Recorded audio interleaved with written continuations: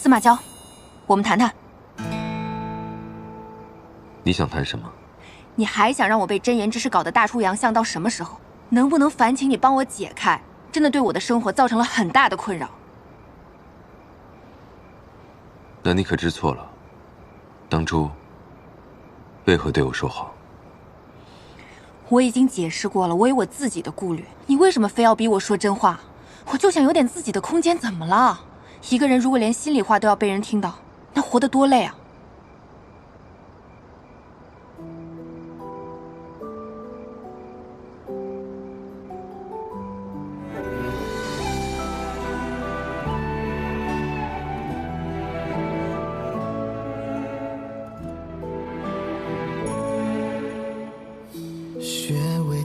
我讨厌别人的虚与委蛇，以谎言相待。任何人在我面前都不能有丝毫的隐瞒。师祖，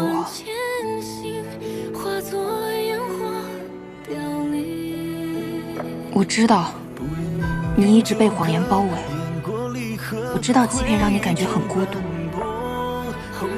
而我呢，我来到这个世界，这里的一切都让我感到陌生，没有人懂我的想法。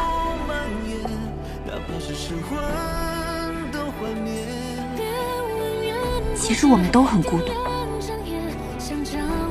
但是我们能不能不要用这种方式来了解对方的心情？想知道一个人的真心，方法有很多。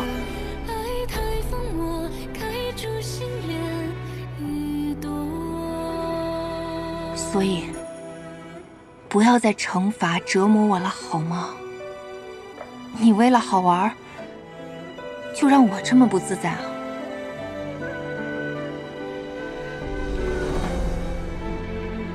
在你看来，我这么做是为了好玩？不然呢？为了你的大局，还是一切谋划不失败？穴未停，言未尽，三生的冷静。那是你无寒风月里，无人听，无人听。最让人不悦的就是，你说的这些，都是你的真实所想。那不然你告诉我你的真实想法。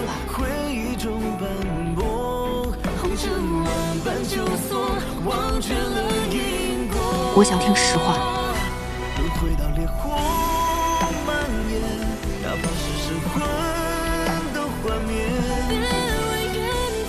因为我对你珍而重之，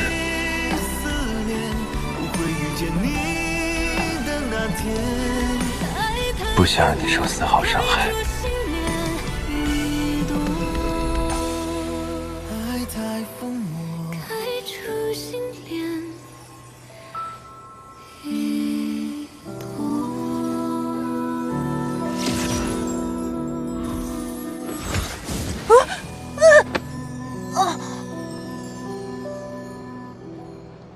你以后若再敢用这等凡间俗物戏弄我，我就让你做一辈子水獭。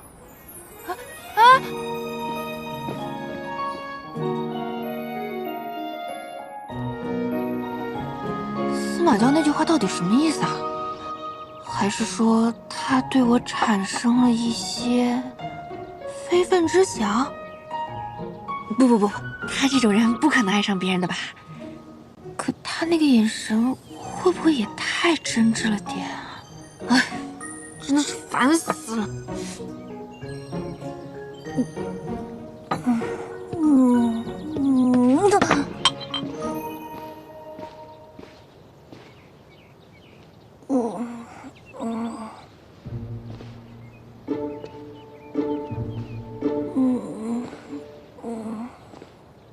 你喝醉了？不可能，我千杯不倒，才喝了1杯，怎么可能醉？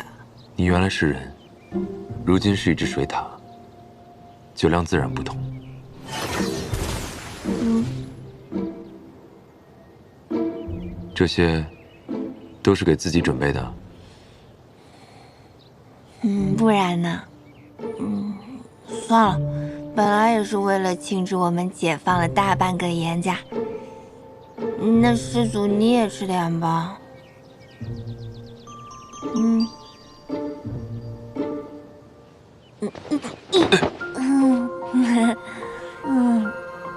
你在做什么？抱着睡觉呀。你不是也经常抱着我这只小水獭睡觉吗？干嘛？你害羞啊？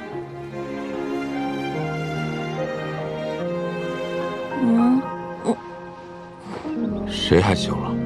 是严家的人。严家的人，这是为何呀？我们也不知道。新娘，我上次问你关于火焰胎记的事，你为什么不告诉我，你女儿背上也有火焰胎记啊？你可知关于这火焰胎记的事？亲娘真的不知，亲娘也不是刻意要隐瞒的。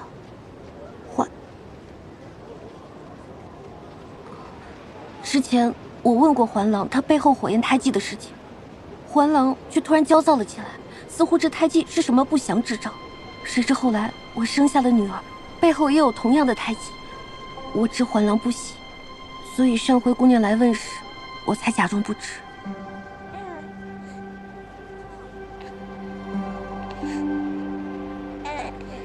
看来只有敲开严老爷的嘴，才能得知真相。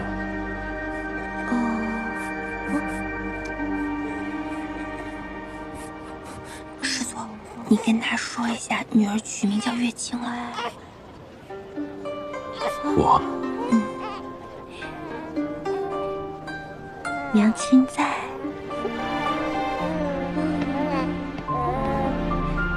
我为女儿取了名字，就叫月清，周月清。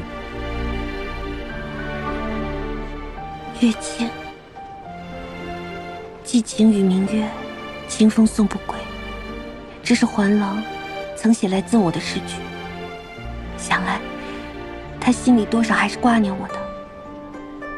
月清，这是你父亲给你起的名字，你可喜欢？喜欢吗？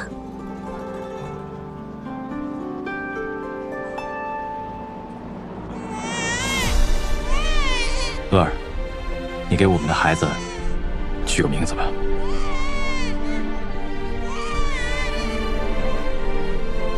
那就叫他娇儿吧。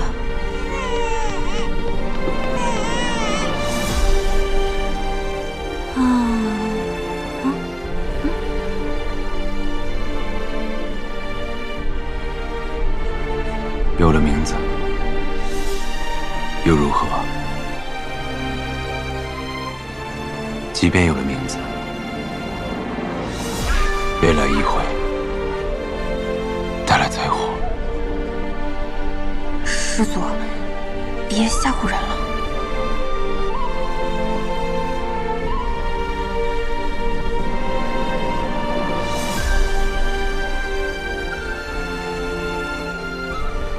不管未来有什么样的险阻，月清都有世界上最爱她的娘亲。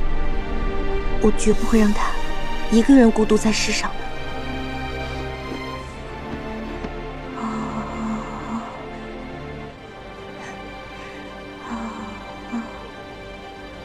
公子姑娘，虽然不知道二位贵人的真实身份，亲娘在这谢过二位。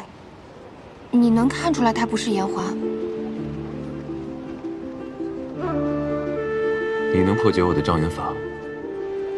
亲娘不懂任何术法，只不过从前和环郎朝夕相处，熟悉他的一举一动。一开始亲娘也不敢确认，现在相处的时间多了些，又加上公子方才是用术法熏人，亲娘才能确认公子并不是他。师祖，真爱能破术法哎。那便让他用真爱打破严家的命运吧。他就是刀子嘴。严家的事儿我们会继续查下去的。多谢姑娘，多谢姑娘。多谢姑娘，多谢公子。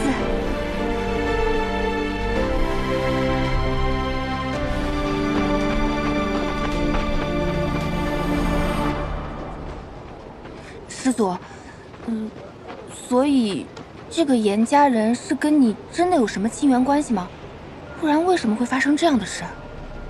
没错，我之前便隐约察觉到，这火焰胎记与凤山一族有关。初进城时，我便用血脉感应找到了延缓。这500多年来，司马氏只余我一人。我并不知道这血脉之间还有感应之力，所以方才我也是用血脉感应之法找到了那个孩童。可是，这里为什么会有凤山一族的血脉？凤山一族向来推行纯净血脉繁衍，可这么多年过去了，也难免有人不听从长辈的建议而出逃，与非同族之人留下后代。石千缕如此费尽心机地搜罗凤山血脉，是在下一盘大棋。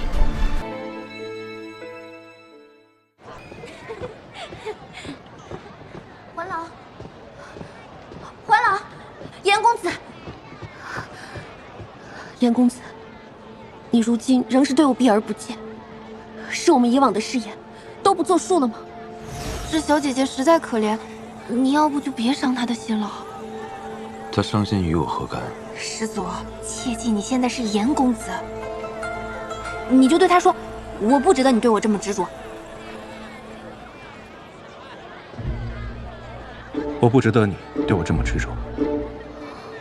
我就是个烂人、人渣、禽兽中的禽兽。我就是个烂人、人渣、禽兽中的禽兽。所以，姑娘还是忘了我吧，去寻良缘吧。你还是忘了我吧，去寻良缘吧。环郎，我可以不再来找你，以后也不再来烦扰你。可你能不能告诉我，到底是为什么？你为何突然变得如此冷漠，待我仿佛陌生人一般？你傻呀，渣男劈腿都是这样。你傻呀，渣男劈腿都是这样的。师祖，也许不用说。环郎，我听不懂你在说什么。方才人太多，其实我是有要事想要告诉你。我们的女儿上个月出世了，可怜她还没有名字，你能不能给她起个名字？关我何事？环郎，念酒呢？我给他传信了。不是说好了3个月水塔期吗？这唤醒丹的功效，当然是看我心情，想变就变。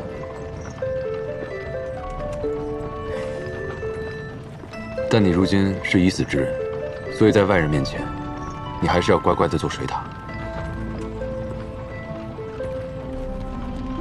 知道了。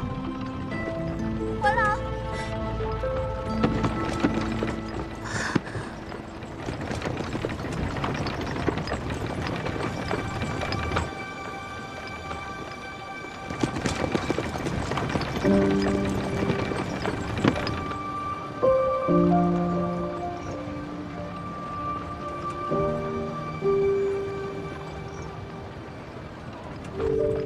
这样看来，那个严公子真是个始乱终弃的大渣男。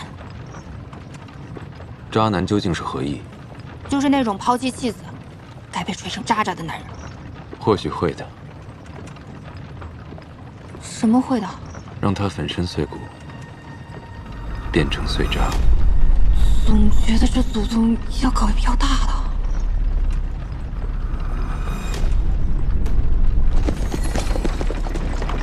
公子回府了，公子回府了。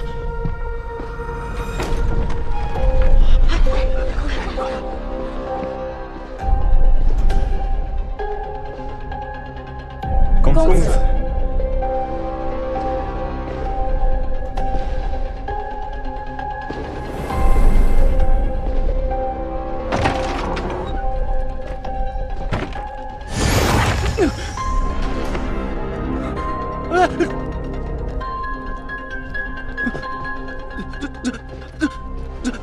你是谁？为何会幻化成我的模样？自然是你身上有我感兴趣的。你要做什么？是不是又要抓我回那里去？来人！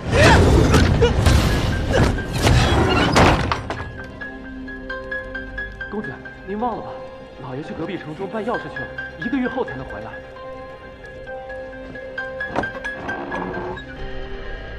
知道了，滚吧。是。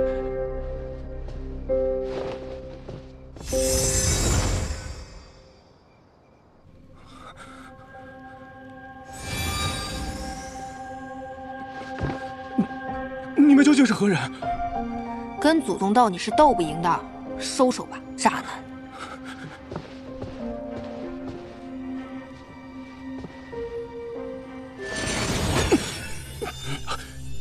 你背后的火焰胎记是什么由来？我不知道，我不知道。说。我不想回那里去，我也不想他们去那里，好可怕，好恶心。祖宗，他好像对那个胎记 PTSD 了。什么？就是一提到那个胎记，他就好像触碰到了一种阴影回忆，陷入到癫狂之中，连真言之士都拿他没办法。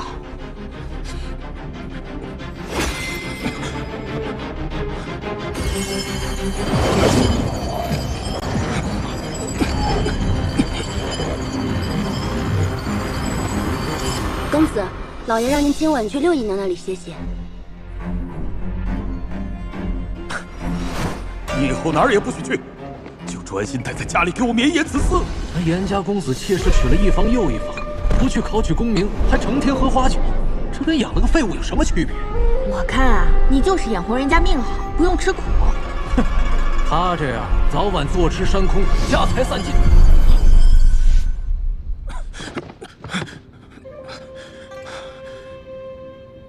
还是一无所获，连搜魂之术都不起作用。看来他这阴影回忆还挺重的。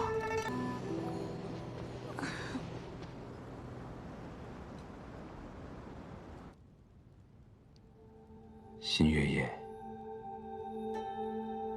就要来了，我在这里被关押了500年，修为被压制，日日遭受折磨。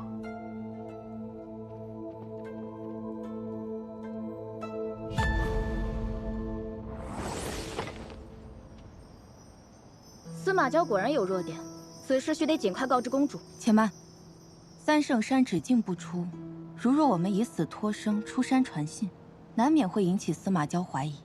何况那廖廷彦日日待在中心塔内，我们必须要让廖廷彦离开司马娇，以免破坏新月夜计划。就凭他的修为，还成为不了我们的阻碍。现在是不会，如若他跟随司马娇修炼，我们都不是他的对手。那你的意思是？一箭双雕，金蝉脱壳。惦记司马娇的大有人在，星之宫不就有一个吗？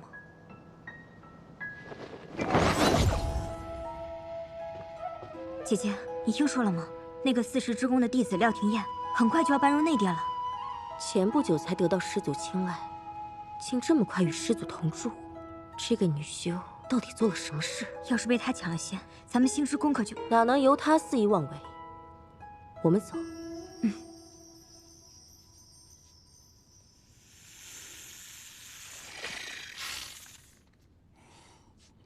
佘兄，看我用我神乎其神的画技，还原出了你的威风凛凛。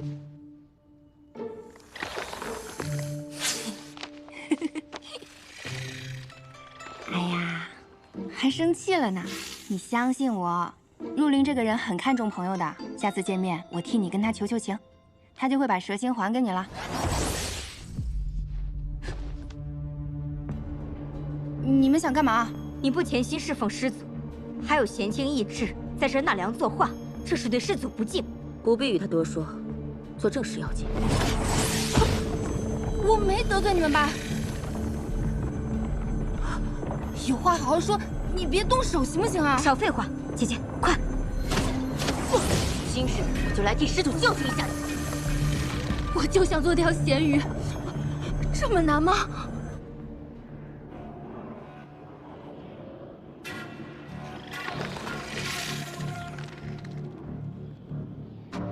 他们把廖廷彦抓走，是想利用他来逼我出手。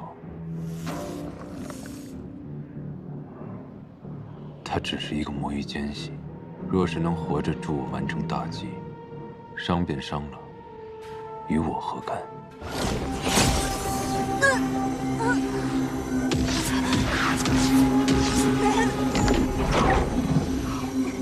都说过我没所图了。再说，我怎么敢打师祖的主意？山中有那么多人，他凭什么选中了你？一定是你用什么术法。今天，我就要为师祖清理门户。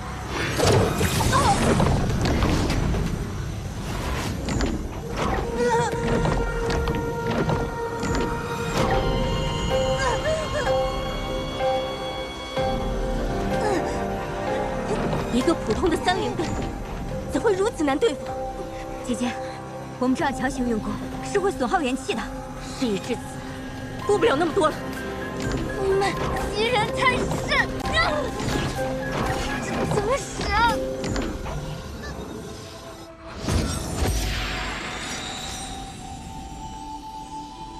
好疼！成功了，这是我用师祖您帮我提升的修为变出来的。我为你提升修为，你就拿来做这些。这能让你开心啊，不好吗？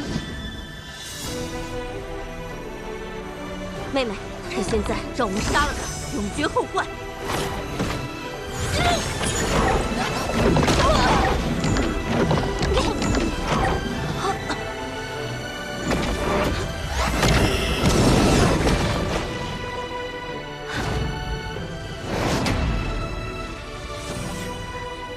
师祖，三圣山岂是你们能撒野的地方？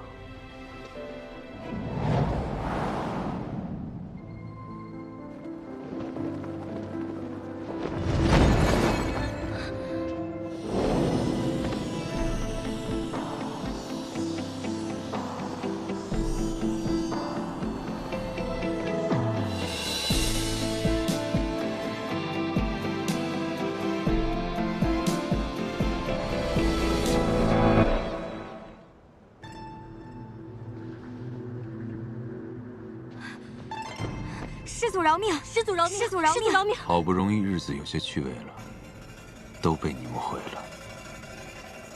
你为何杀他？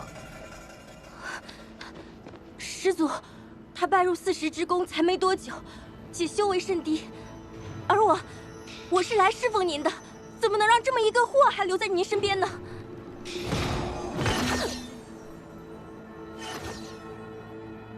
说，你是来做什么的？我是来成为师祖的侍妾的，我要得到一个司马家返祖血脉的孩子。一旦凤山一族的血脉有了继承人，我们将困杀师祖，夺取灵火，为庚辰仙府解决一个大患，而我们星之宫就能成为庚辰仙府的主人，而我就能成为下一代公主。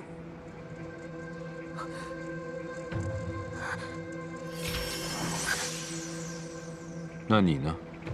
又是来做什么的？我讨厌云溪月，我是来抢夺他机会的。怎么过了这么多年，你们还是这些没长进的套路？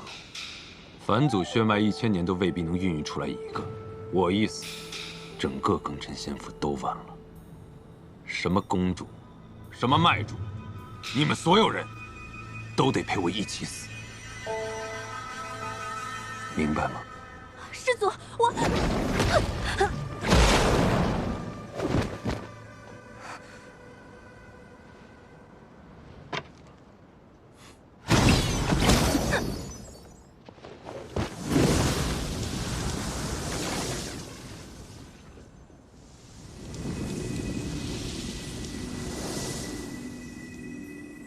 如此，只差最后一步了。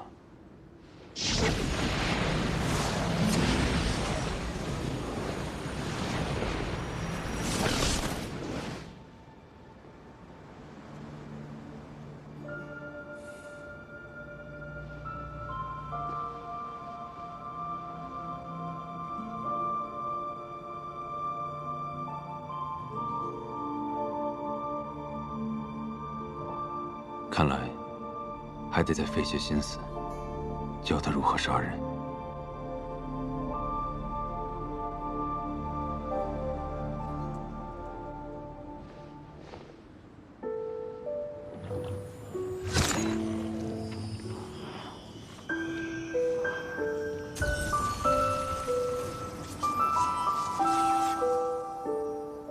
停业！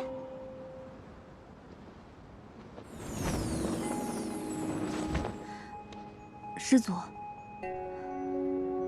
庭燕她这是怎么了？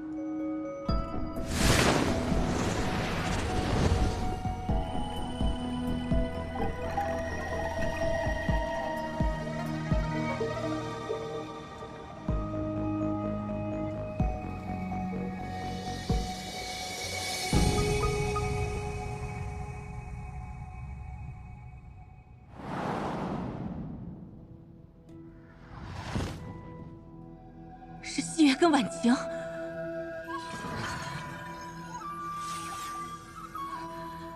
竟连神识都没有留下，师祖怎会下此毒手？他当真毫无顾忌吗？他能有什么顾忌？宋景山的弟子接连被杀，他若不是现在被困在三圣山，恐怕我们整个庚辰仙府都要被他给杀了吧。又灭了一战，是阴之功呢。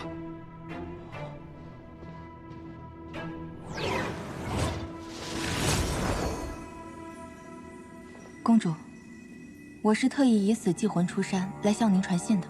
有何重要消息？今日我们偷偷潜进师祖的中心塔内，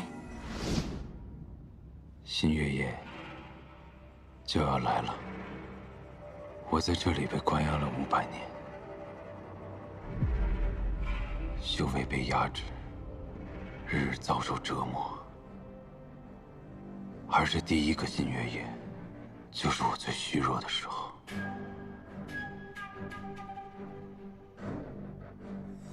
你可要替我好生护法，否则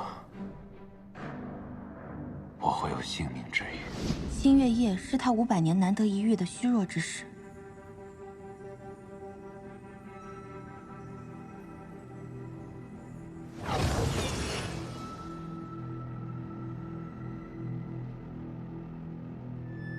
师祖是如今唯一可以供养凤山灵火之人，倘若被有心之人利用此事加害师祖，那该如何是好？师祖有多强，大家都知道。在他上世总角之年的时候，我们的父辈便耗尽心力，集8宫血脉，才将他封印于山中。地公主、阳公主、阴公主，当年你们也参与其中，最是清楚。一个新月之夜，当真会让他削弱至此吗？端看新月之夜的当天，灵脉是否会变弱即可。若师祖当真虚弱，整个庚辰仙府的灵脉自然也会变弱。师祖体内的封印法钉令他无法自戕，这点是做不得假的。各位，此事事关师祖和整个庚辰仙府。明夜便是新月之夜啊！倘若灵脉有所变化，大家务必及时护法哦。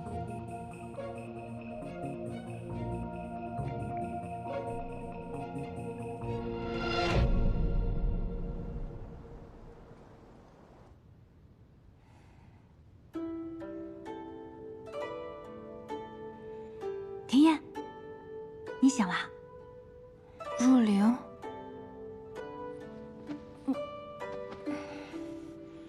我赶到的时候，你已经倒在地上了，我也不知道发生了何事。不过我闻到四处都是血腥味儿，兴许是哪个弟子惹怒了师祖，被他杀了。司马昭这个人虽然有些时候神经兮兮的，但我接触下来，发现他不是一个嗜杀的人。哦，我想起来了，我晕倒前，云溪月那群人在找我麻烦。我还受伤了，可是我刚刚检查过了，你身体上没有受伤的痕迹。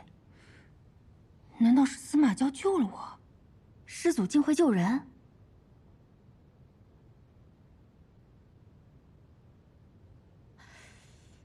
莫非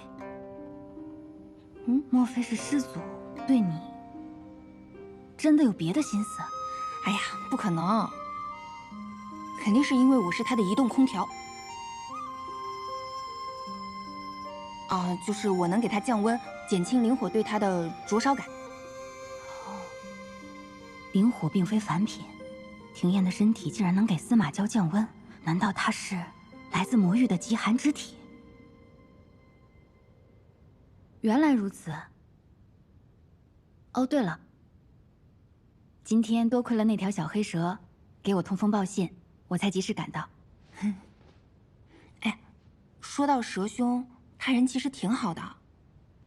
上次也是误会，汝灵，你能不能把蛇心还给他呀？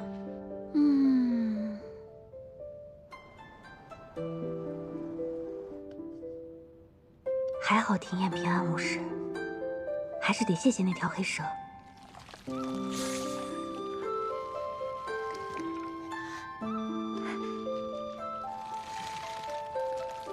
蛇兄，别来无恙。不对，说无恙似乎不太妥当。之前是我太鲁莽，我以为蛇兄吞了我的好友庭燕，这才误会了你。我死了，便没人能再供养灵火了。你们可想清楚了？待你死后，我等手握血凝花和你的尸身，自然会庇护庚辰仙府众人。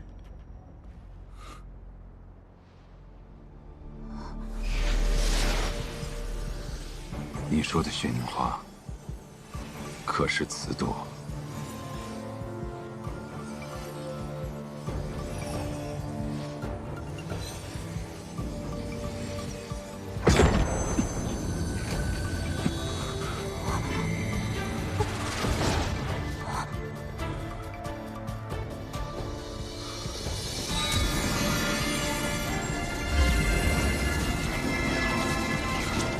中计了！司马萧是想用我们八大宫前来，用我们的血解除封印。快走！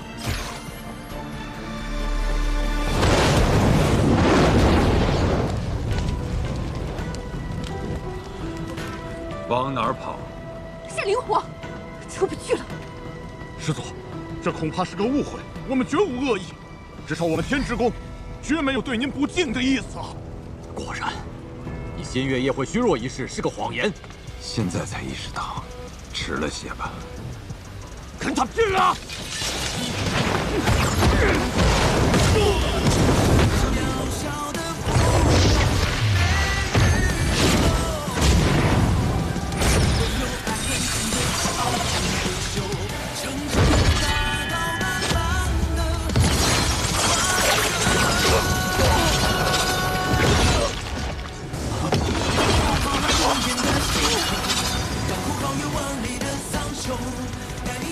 司马萧，你凶残至此，简直就是个魔头！司马萧，你不得好死！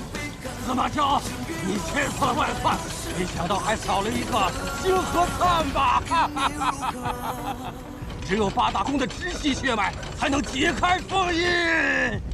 那星河灿平时胆小如鼠，现在却使你计划落了空，也算是立了一大功啊！你怎知少他一人，我的一切计划就落空了呢？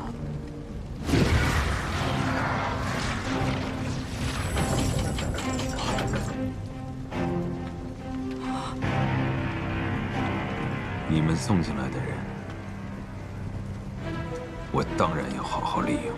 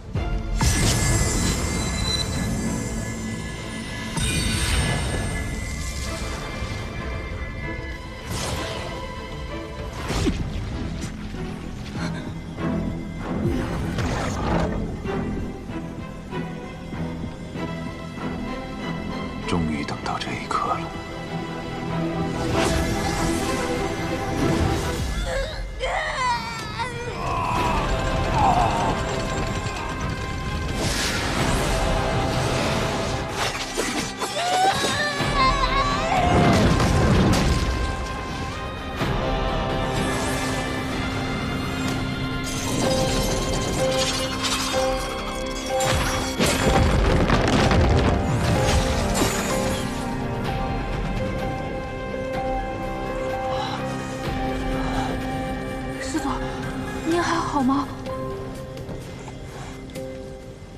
我已经忍着瞎眼的封印很久了。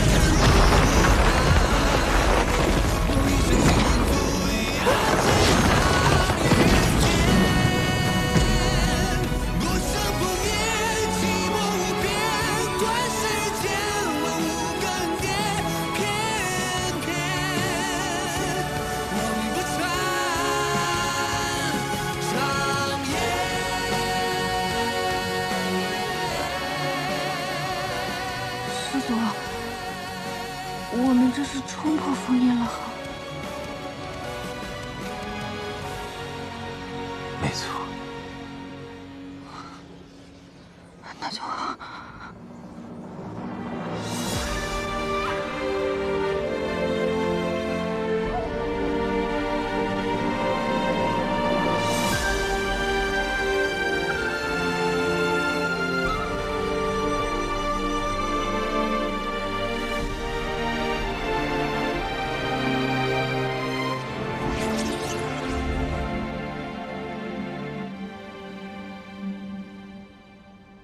封印竟然被解了，果真，灵力被削弱之事是假的。师祖传出谣言，定有他的谋划，想必里面一定是一片血海。说了，去看看。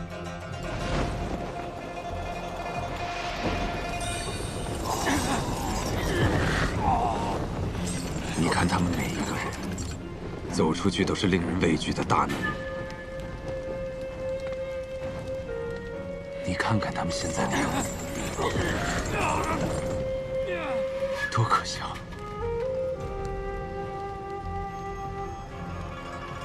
对此你作何感想？你的腰好细。什么？我觉得你可能是被关久了，饿成这样的。你说的没错，我遭受过的痛苦都要一一讨回来。 我可没这样说啊！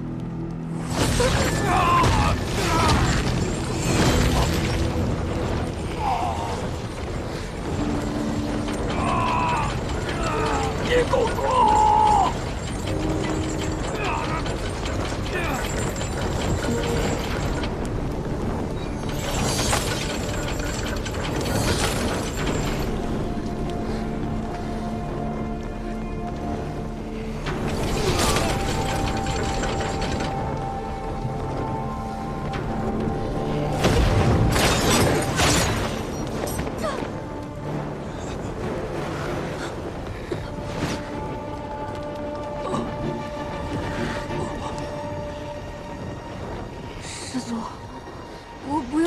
陪葬了哈。你不想死？当然不想死。我刚刚都要被吓死了。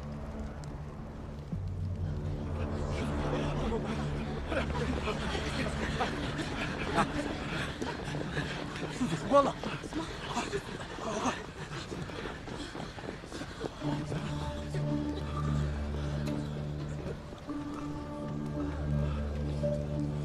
恭迎师祖出关！恭迎师祖出关！廖廷彦，你侍奉不周，险些颠覆先府命脉。师祖，弟子今日就替您清理门户。师祖，恕罪呀！岂容你在我面前放肆！师祖饶命，弟子只是担心师祖。怕什么？我说了，我不让你死，你就死不了。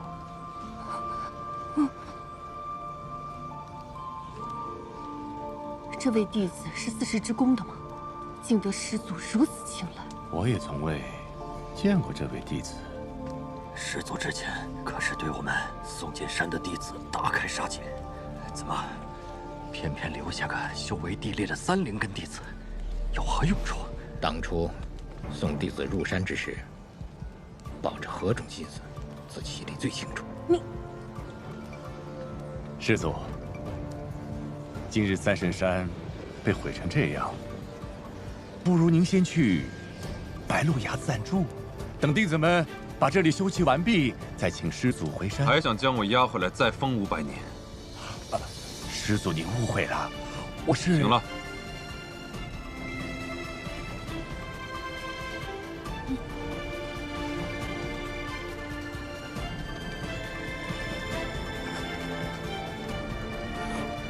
师祖，您不会因为我目睹了您的杀人现场，就把我灭了吧？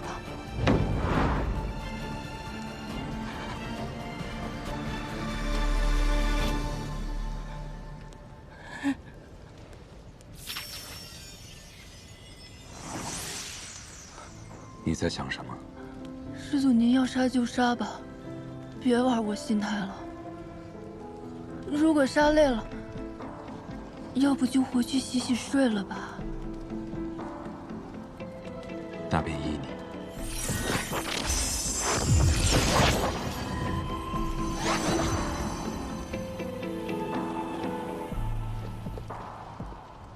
师掌门，师祖，这是何用意？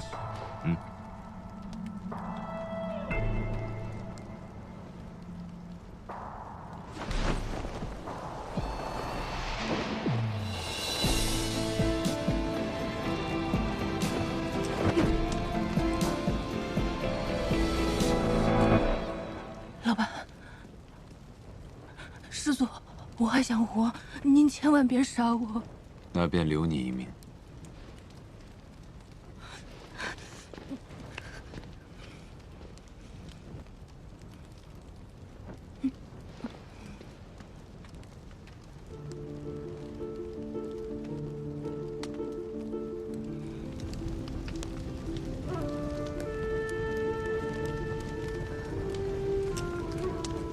这也太突然了。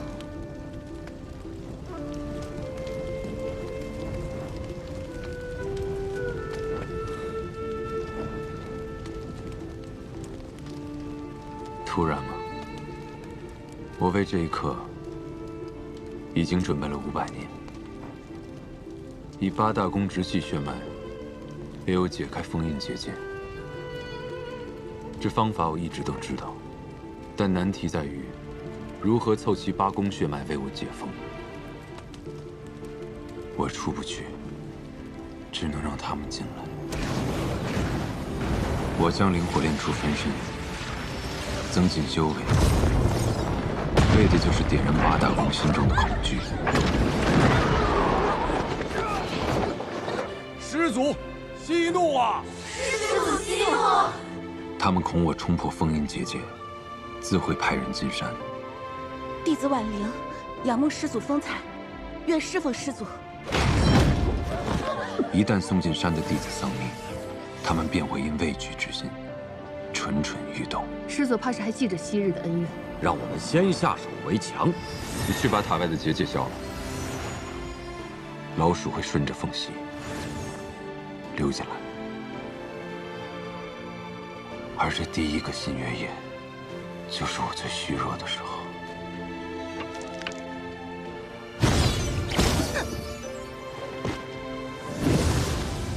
那些溜出去报信的弟子，会诱使山外公主趁虚而入。公主，新月夜是他500年难得一遇的虚弱之时，但只靠传言，还远远不够。端看新月之夜的当天，灵脉是否会变弱即可。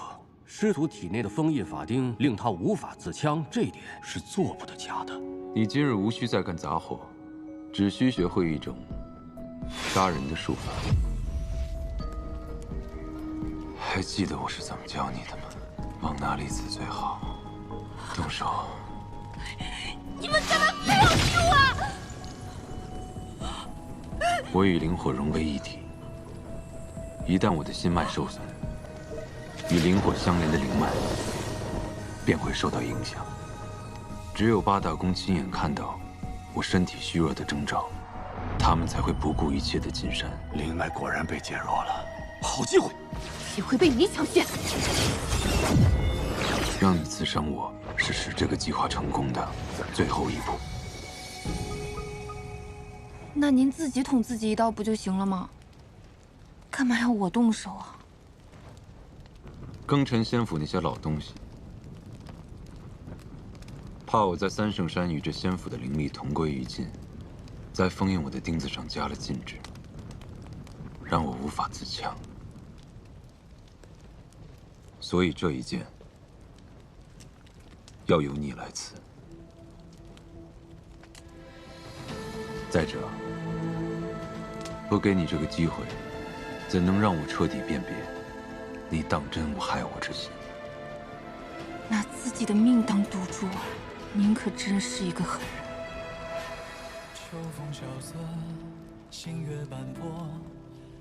你是不是想骂我？没有啊。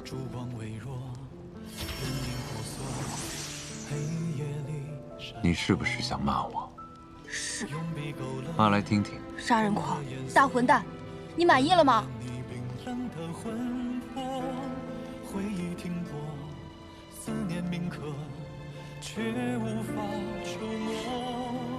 那你是否想杀我？不想。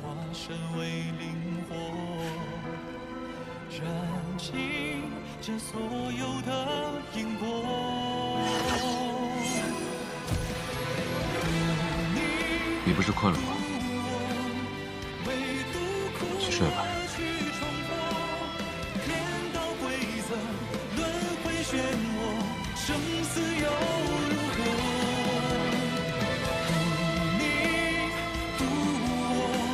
比试是为了互相切磋提升修为，为什么非要赌上性命？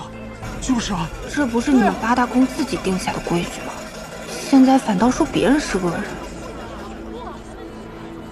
你们说我有违道义，滥杀无辜，那就让我见识见识你们的道义值几斤几两啊！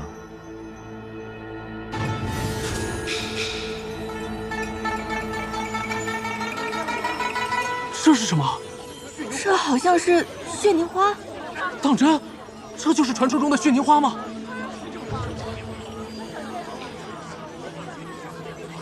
今日在场的每一位弟子，谁要是能赢够20场死斗，便能获得一片凤山血凝花花瓣。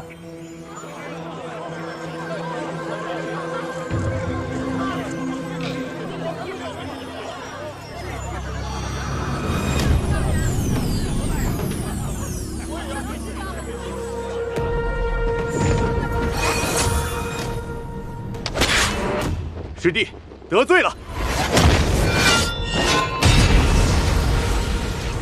师兄，你那可是凤山血凝花，一片血凝花可长1000年修为。我们修道不就是为了这些吗？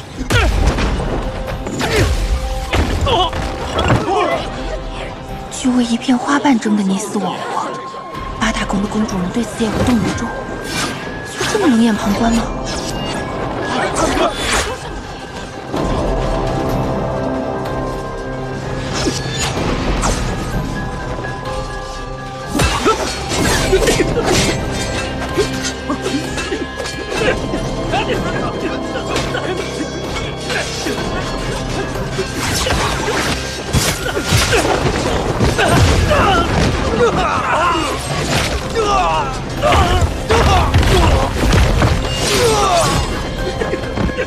这些弟子都疯了吗？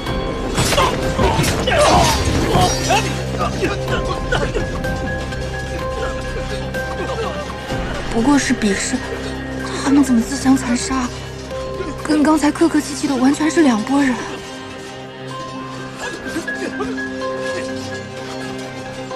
本就是人面狼心，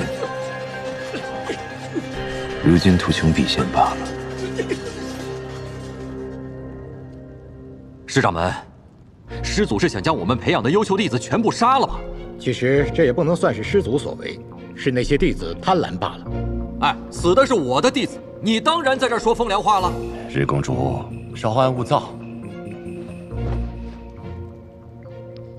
真是没想到，当初一个小小的孩童，却变成今天这个样子。今日的此斗，只怕是师祖给诸位的一个警告啊！师掌门，你是八公之首，又是师祖的心腹，你可千万不能让他再这么放纵下去啊！师掌门，我们可都仰仗你了。好，诸位放心，师某定当会全力的安抚。只是师祖刚刚出山，气还在头上，只要他做事不太过分，我们啊，也就睁一只眼闭一只眼啊。